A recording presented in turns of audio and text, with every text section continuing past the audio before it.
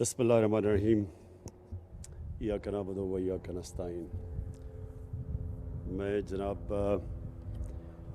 Chief minister صاحب، آپ کو، گورنر صاحب، ministers, member parliament, federal minister بھی، اور ہمارے جو سارے صوبائی منسٹرز بیٹھے اور ممبرز پارلیمنٹ، خواتین و حضرات، دیکھیں جب میں نے پارٹی 25 سال پہلے شروع کی تو ہمارا جو نصب العین تھا، جو ہمارا منشور تب تھا، اس میں بڑا واضح تھا کہ ہم نے پاکستان کو ایک اسلامی فلاحی ریاست بنانا ہے، جو کہ پاکستان کی آبجیکٹو ریزولوشن میں جو جب ہمارے فاؤنڈنگ فادرز نے جب پاکستان کے اوپر جو اپنی ویژن دی کہ یہ ملک کیا بنے گا، تو انہوں نے کہا اسلامی فلاحی ریاست۔ اور جب بھی مسلمان اسلامی فلاحی ریاست کی بات کرتا ہے تو وہ مدینہ کی ریاست ہوتی ہے۔ تو یہ ہمارا 25 سال سے یہ سٹرگل تھی، اور میری کوشش تھی کہ جب بھی اللہ نے یہ موقع دیا تو میں بجائے یہ کہ جی ایشین ٹائیگر بنا دیں گے پاکستان کو یا لاہور کو پیرس بنا دیں گے، ہمارا ہمیشہ قبلہ ایک ہی تھا کہ اس ملک کو ہم نے جس وجہ سے یہ ملک بنا تھا، ہم نے اس طرف اس کو لے کے جانا ہے۔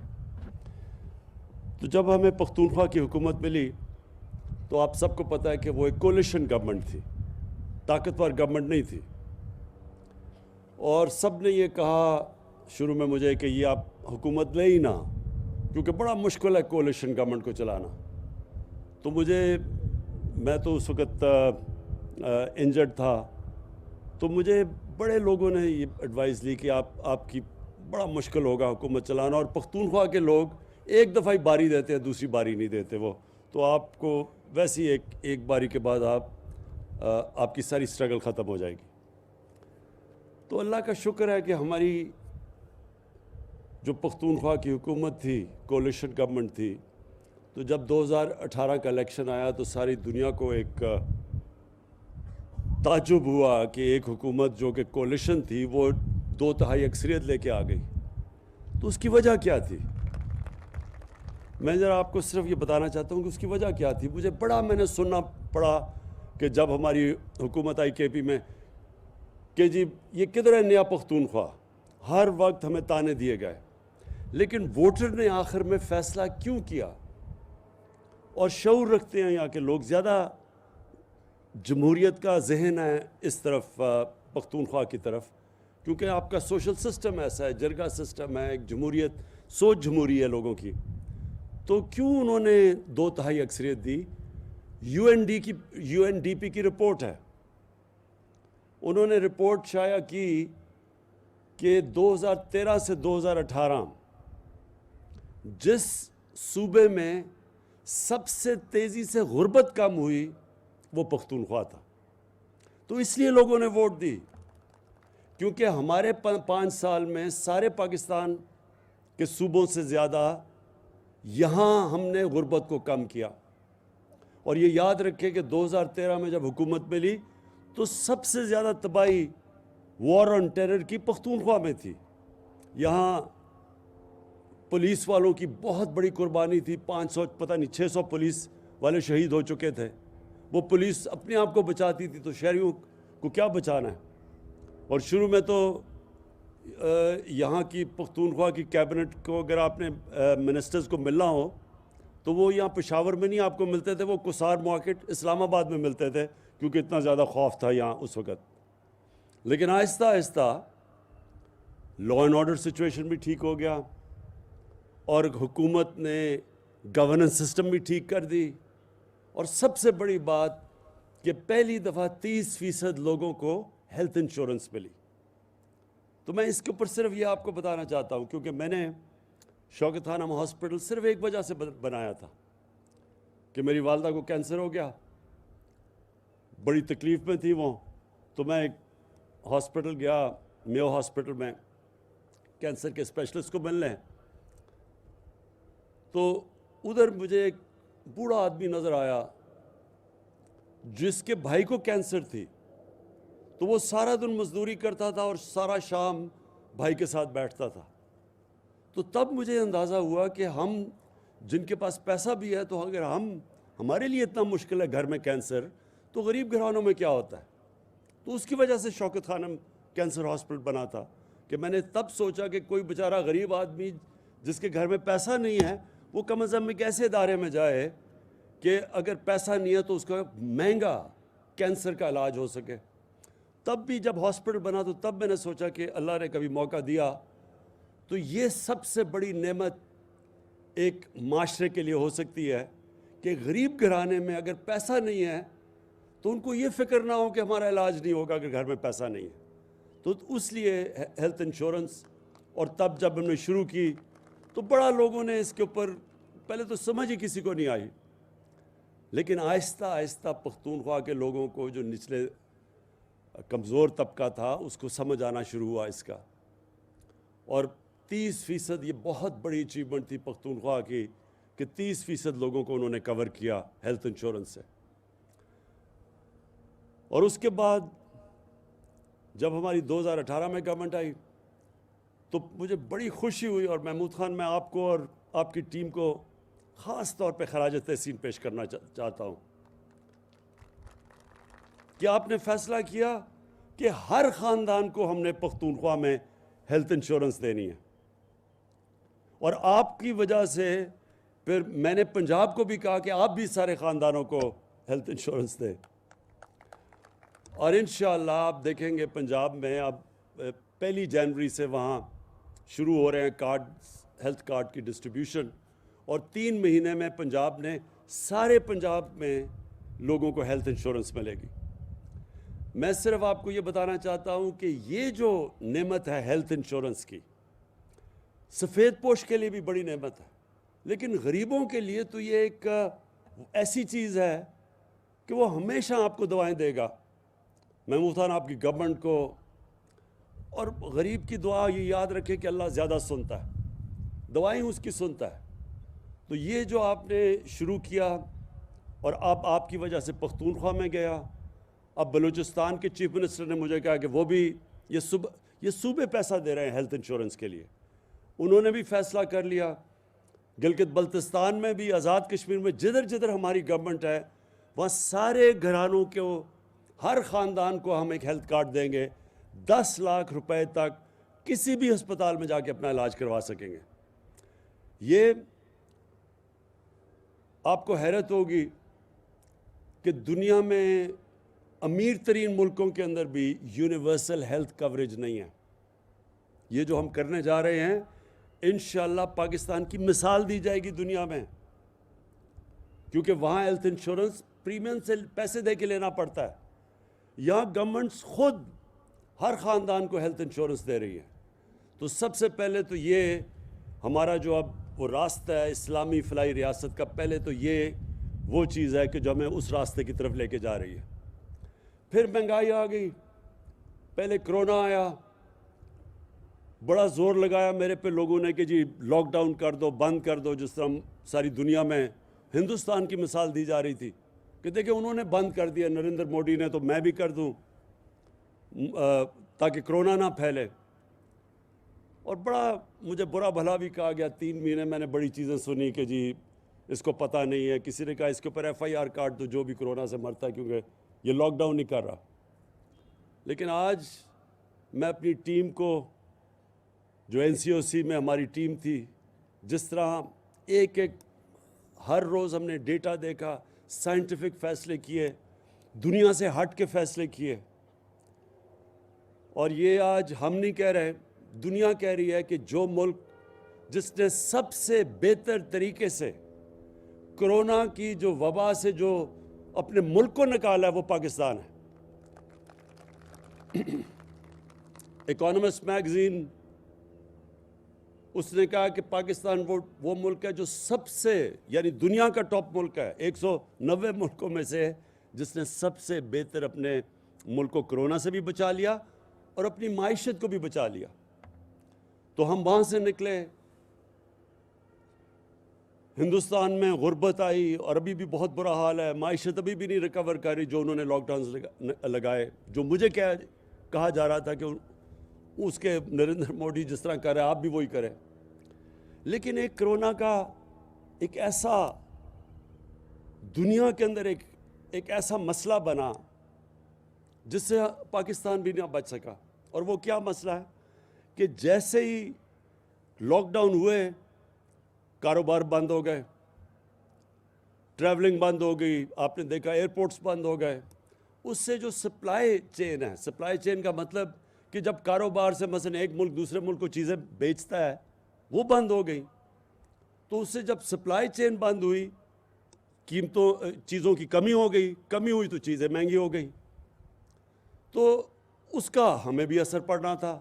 یعنی تیل جو تھا وہ دگنا ہو گیا 3-4 مہینے میں, کوئلہ دگنا ہو گیا, گیس دگنے سے بھی زیادہ ہو گئی, گیس بلکہ کئی جگہ 3 گنا زیادہ بڑھ گئی. تو یہ ساری چیزیں ہم امپورٹ کرتے ہیں. پھر جو گھی ہے 70-75% پاکستانی باہر سے امپورٹ کرتا ہے, وہ دگنے سے بھی زیادہ ہو گیا. تو اس کا اب کیا گورنمنٹ کرتی؟ ہم نے جتنی چیزیں پاکستان میں تھی ہم نے اپنی پورا زور لگا کے, میں ابھی بھی کہوں گا کہ پاکستان دنیا میں سب سے سستا ملک ہے, ہم نے ان کی قیمتیں نیچے رکھی. لیکن جو باہر سے چیزیں امپورٹ کر رہے تھے اس کا ہم کیا کرتے؟ حالانکہ ہم نے پٹرول پہ, ڈیزل پہ, آپ اگر دنیا میں دیکھیں تو جو سوائے وہ ملک جن کی اپنی پروڈکشن ہے ڈیزل کی, یعنی ان کی زمین سے تیل نکلتا ہے, ان کے علاوہ پاکستان میں سب سے, باقی دنیا سے سب سے کم قیمت پہ ہم اپنا ڈیزل اور اپنا پٹرول بیچ رہے ہیں, کیونکہ ہم نے سارے ٹیکسز نیچے لے آئے. صرف یہ کہ لوگوں کے اوپر بوجھ نہ پڑے.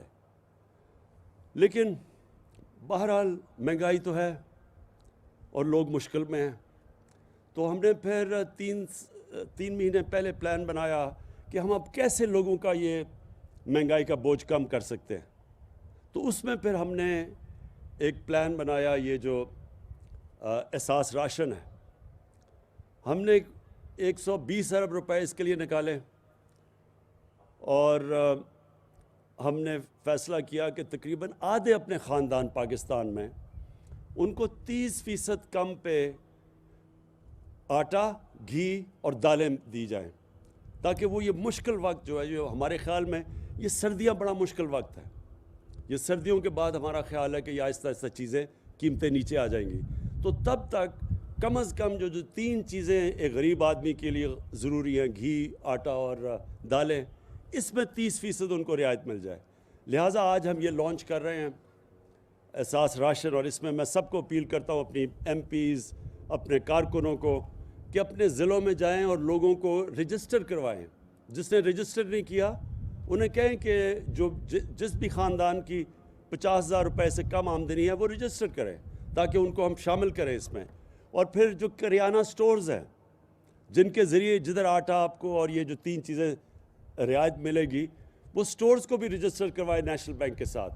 اشتہار بھی ہمارے چل رہے ہیں, لیکن میں چاہوں گا کہ اپنے کارکن, اپنے ایم پیز اس پہ پوری طرح شرکت کریں, کیونکہ یہ آپ کی ذمہ داری ہے. جو آپ کے حلقے کے لوگ ہیں وہ آپ کی ذمہ داری ہے. تو آپ ان کو کم از کم, وہ جب مشکل میں ہیں تو جب آپ ان کو بتائیں گے تو کم از کم ہم تھوڑی سی ان کی مشکل کم کر سکیں. اس کے علاوہ ایک اور پروگرام لانچ ہو رہا ہے اور وہ شروع ہو رہا ہے پختونخوا سے اور پھر سارے پاکستان میں جا رہا ہے, وہ ہے کامیاب پاکستان. کامیاب پاکستان کیا پروگرام ہے؟ اس میں ہم نے 2 کروڑ گھرانوں کو,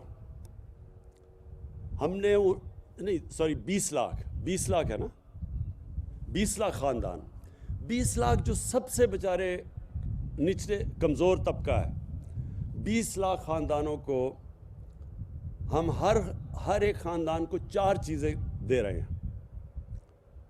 ایک, سود کے بغیر قرضہ, 5 لاکھ سود کے بغیر قرضہ اگر دیہات میں ہے تو اپنی کسان کے لیے کہ وہ اپنے ٹریکٹر پہ چیزیں خریدنے پہ لگا دے, بیج پہ لگا دے, جو بھی 5 لاکھ قرضہ اس کے لیے. اور شہروں کے لیے 5 لاکھ قرضہ اگر وہ کوئی چھوٹی موٹی اپنی کوئی بزنس شروع کرنا چاہتا ہے.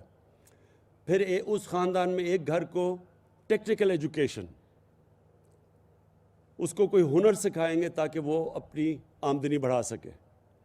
پھر اسی خاندان کے اندر ایک گھر کے لیے قرضہ, 27 लाख रुपया सूद के बगैर कर्जा एक घर बनाने के लिए। और फिर हमारी कोशिश ये है कि, और फिर हेल्थ कार्ड वो तो खैर हम दे ही रहे हैं, तो यानी कि उस 20 लाख ख़ानदानों को पूरी प्रोटेक्शन दे ताकि उनको हम ऊपर उठा सकें। मैं ये इसलिए आपको ये कह रहा हूँ कि अभी हम इतना ही पैसा निकाल सकते हैं, क्योंकि आप सबको एक चीज़ समझनी चाहिए, अगर हमारे पास ज़्यादा पैसा हो, मैं आपको यकीन दिलाऊं कि इससे हम बहुत ज़्यादा अलाउंसेस बढ़ाएं। लेकिन हमारी बदकिस्मती क्या है, जब हमारी हुकूमत आई तो जितना भी हम पैसा इकट्ठा करते हैं, जितना भी हम टैक्स से पैसा इकट्ठा करते हैं, आधा उसमें से पैसा जो पिछले उन्हें कर्जे लिए हुए हैं उनके ऊपर सूद और किस्तें अदा करने में चला जाता है। तो यानी पहले साल अगर हमने 4000 अरब रुपया इकट्ठा किया, पहला साल हमारा जो टैक्स पे, तो उसमें से 2000 अरब रुपया चला गया कर्ज़ों की किस्तों पे, तो सिर्फ 2000 बच गया हमारे लिए। इस बार हमने उससे बहुत ज़्यादा टैक्स इकट्ठा किया है, लेकिन उसका भी आधा चला जाएगा कर्ज़ों की किस्तों पे और सूद अदा करने में। लिहाजा जो हमारे पास पैसा खर्च करने के लिए वो कम है। इंशाअल्लाह जैसे जैसे हमारी आमदनी बढ़ रही है, हमारा टैक्स बढ़ रही है, हमारी एक्सपोर्ट्स बढ़ रही हैं, हमारा मुल्क जिस तरह मैंने कहा सही रास्ते पे निकल गया है, तो जैसे जैसे हमारे पास पैसा आएगा, पहली कोशिश होगी कि हम अपने निचले तबके को, कमज़ोर तबके को, उनके लिए अलाउंसेस बढ़ाएं, उनके लिए और उनके सहूलतें दें, उनके लिए और ज़िंदगी आसान करें। और हमने एक और जो भी महमूद खान ने बात की स्कॉलरशिप्स की, तो हमारे पाकिस्तान की तारीख़ में सबसे ज़्यादा स्कॉलरशिप्स हम दे रहे हैं। इस वक्त 63 लाख स्कॉलरशिप्स दे रहे हैं हम। 47 अरब रुपया हमने इसके लिए एलोकेट किया स्कॉलरशिप्स के लिए। 63 लाख नौजवानों को स्कॉलरशिप्स दे रहे हैं। और इसका सिस्टम मैं भी आपको बता दूं, क्योंकि हमारी बदकिस्मती से स्कॉलरशिप के सिस्टम में मेरिट के ऊपर कहीं नहीं दी जाती थी। अब ये मुख्तलिफ हेड्स में स्कॉलरशिप्स मिल रही हैं। मसलन रहमतुल आलमीन स्कॉलरशिप्स भी हैं, हायर एजुकेशन की भी स्कॉलरशिप्स हैं, पख्तूनख्वा अपनी स्कॉलरशिप्स दे रहा है। वो सारी जितनी भी हमारे सूबों में जिधर हमारी गवर्नमेंट है, सवाए सिंध के, वो सारी स्कॉलरशिप्स अब मैं प्राइम मिनिस्टर ऑफिस के अंदर उसका डेटा मैं इकट्ठा कर रहा हूँ मेरे ऑफिस में। और उस पर फिर ऑनलाइन हम जो भी स्कॉलरशिप्स लेंगे या जो भी कहना चाहेंगे कि जी हम डिज़र्व करते थे हमें नहीं मिली, वो सारी एक पूरा मेरा ऑफिस होगा जो सिर्फ ये देखेगा कि स्कॉलरशिप्स मेरिट पे मिल रही हैं या नहीं मिल रही। फिर उन भी लोगों को, वो नौजवान जो पढ़ रहे होंगे, अगर उनके पैसे ख़त्म हो गए और वो पढ़ नहीं सकते, वो अप्लाई कर सकेंगे हमारे उस ऑनलाइन के ऊपर कि जी मुझे पढ़ाई के लिए अब स्कॉलरशिप चाहिए। तो उनके सब कुछ प्राइम मिनिस्टर ऑफिस में होगा, डेटा मेरा उधर इकट्ठा होगा, ऑनलाइन लोग हमारे से कम्युनिकेट कर सकेंगे अगर वो समझेंगे मेरिट पे मिली या नहीं। और फिर मैं सूबों के साथ, सीएम पंजाब के साथ, सीएम पख्तूनख्वा के साथ, बाकी जो हमारे गिलगित बल्तिस्तान में चीफ मिनिस्टर हैं, आज़ाद कश्मीर में प्राइम मिनिस्टर, हम उनसे इन टच रहेंगे कि इंश्योर करेंगे कि स्कॉलरशिप्स, और ये सबसे ज़रूरी है हमारे नौजवानों के लिए, मेरिट के ऊपर दी जाए। और ये मैं समझता हूँ कि जैसे जैसे हमारा आमदनी बढ़ती जाए और ज़्यादा हमने पैसा बच्चों की तालीम पे लगाना है, और ख़ास तौर पे उस तबके की जिनको अभी तक आला तालीम नहीं मिल सकती थी। मैं आखिर में फिर से अपने सारे एमपीज़ को और मिनिस्टर्स को और चीफ मिनिस्टर साहब आपको भी ये कहना चाहता हूँ कि अपनी ये जो हमारा एहसास है, ये बड़ा इम्पॉर्टेंट है प्रोग्राम, क्योंकि इस वक्त जिस तरह लोगों के ऊपर बोझ पड़ा हुआ है महंगाई का, तो आप ये सारों को ऑर्डर, चीफ मिनिस्टर साहब आप सबको कहें, एमपीज़ मिनिस्टर्स के अपने हलकों में जाएं और ये लोगों को कहें रजिस्टर करें, इसके ऊपर 8171 के ऊपर रजिस्टर करें, और फिर करियाना स्टोर्स को भी रजिस्टर करवाएं, ताकि जितने ज़्यादा करियाना स्टोर रजिस्टर होंगे उतनी जगह आउटलेट से लोगों को ये 30% 3 मेन दालें, घी और आटे के ऊपर उनको कंसेशन मिल सकेगी। आखिर में मैं एक और चीज़ भी ये कह दूँ कि हमारा आगे जो اب تک پاکستان میں بدقسمتی سے شارٹ ٹرم پلاننگ ہوئی ہے. یہ ہم پہلی دفعہ لانگ ٹرم پلاننگ کر رہے ہیں پاکستان میں. ہم 10 ڈیمز بنا رہے ہیں اگلے 10 سالوں میں. پہلی تو 50 سال کے بعد اس ملک میں بڑی ڈیمز کسی نے بنانے کی کوشش کی ہے. سب کو پتہ ہے کہ ہماری سارا جو بارشیں اور پانی گلیشیئرز کا بھی ہوتا ہے وہ سال میں 3 مہینے میں سارا پانی دریاؤں میں آتا ہے, اور اس کے بعد پھر جب سردیاں ہوتی ہیں ہمارا پانی کم ہو جاتا ہے دریاؤں میں. تو اس لیے بہت ضروری ہے کہ ہم ریزروارز بنائیں, پانی کو روکیں. چین کے اندر 5000 بڑے ڈیمز ہیں, ہمارے 2 اور اب یہ 3 بن رہے ہیں. تو 5000 بڑے ڈیمز ہیں اور 80,000 سارے چھوٹے بڑے ملا کے. تو ہم نے کوئی آگے پلاننگ نہیں کی. یہ پہلی دفعہ ہے کہ ہم آگے پلاننگ کریں اپنی آنے والی نسلوں کے لیے کہ پانی کو روکیں تاکہ آگے ہم اور علاقے کو کاشت کر سکتے ہیں. ہماری بڑھتی آبادی بڑی تیزی سے بڑھ رہی ہے, تو اس کے لیے ڈیمز بنا رہے ہیں. اور دوسرا جو ہماری کلائمیٹ چینج کے لیے جو 10 بلین سونامی جس میں پختونخوا سب سے آگے ہے, سب سے زیادہ درخت آپ نے لگائے ہیں اب تک, اور اس کے ساتھ ساتھ صفائی اپنے شہروں کی, دریاؤں کی, ہوا کی, پولوشن کی. تو یہ پہلی دفعہ پاکستان میں پلاننگ ہو رہی ہے. اور پھر انڈسٹری کی طرف پہلی دفعہ جا رہے ہیں. ہماری بڑی دیر کے بعد انڈسٹری اب کر رہی ہے. تو انشاءاللہ یہ مشکل وقت سے جیسے ہم نکلیں گے آگے, میں آپ کو بتا دوں کہ یہ ملک بڑی تیزی سے ترقی کرے گا. شکریہ.